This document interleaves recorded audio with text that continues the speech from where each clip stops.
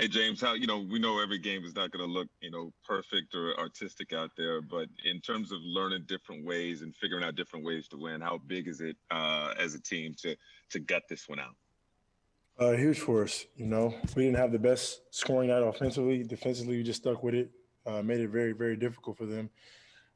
They played well that first game, and then tonight we expected that same thing. So we wanted to come out here and just be aggressive on both ends of the floor. Obviously, we didn't, offensively we didn't play well, but defensively I thought we were active out there. We could test the shots and just made things more difficult for them as a team.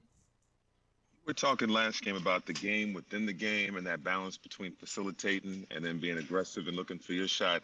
Can you take us into your mindset and that shift in the fourth quarter as you got it going and was knocking down shots? Just being aggressive. I think I wasn't very aggressive throughout the course of the game. They as zone kind of shook us up a little bit in the sense of wanted to slow us down.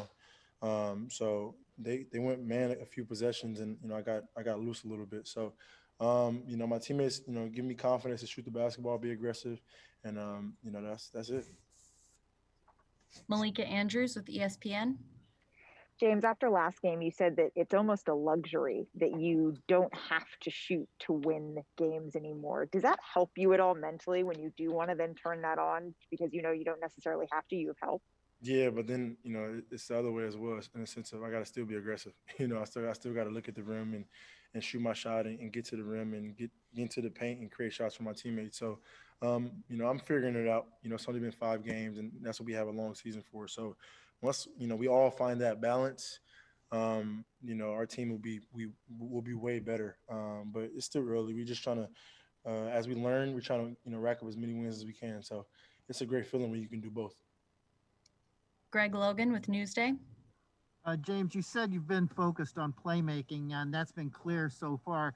But could you just sense the other two guys, Kevin and Kai, struggling tonight? And did that kind of prompt you to take over the way you did tonight in the fourth? Yeah, I just wanted to be a little bit more aggressive. Obviously, Kevin and Kai are really, really, really good scorers. Easy shots that they missed tonight that they normally make. So it was fourth quarter. The game was getting close, and we kept going back and forth. We had plenty of opportunities to take the lead, to a higher number, and they just kept climbing back. So we wanted to, finish the fourth quarter off the right way, and I think we did that. Defensively, we had 14 points, and offensively, just wanted to be aggressive with my shot. Christian Winfield with the New York Daily News. Hey, James, it looks like you have a good level of communication out there with Reggie Perry. Just curious what you make of his game and how you're trying to kind of obviously he's a rookie, drafted late in the second round. He's kind of thrown into the fire. How are you kind of trying to help him along? That's the perfect phrase, thrown into the fire. But I mean, he's learning. He listens. He learns. He works his butt off, and that's all you can ask for a young guy. So I just try to help him be in positions to be successful, whether it's screening angles or areas around the basket to be when our guards drive. Defensively, just a little bit of everything. I don't want to overwhelm him, but I want to just help him out a little bit. So at the end of the day, he still can be himself and go play freely, but positioning wise, can be more active. Alex Schiffer with The Athletic. Hey, James, you touched on this a little bit, but you mentioned the offensive struggles. Was that mainly with their zone, you think, that gave you guys most troubles, or was it other stuff that led to some of that? Zone. I mean, we just had there's going to be nights where we don't all shoot the ball well. It's going to be very minimum nights where all of us don't shoot the ball well.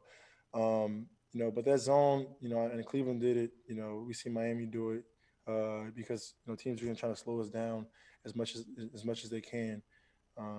Try to throw different looks at us. So once we get adjusted and we see the zone more often, we see different defensive schemes more often, then we'll know how to counter them and be more efficient offensively. Bruce Beck with NBC New York.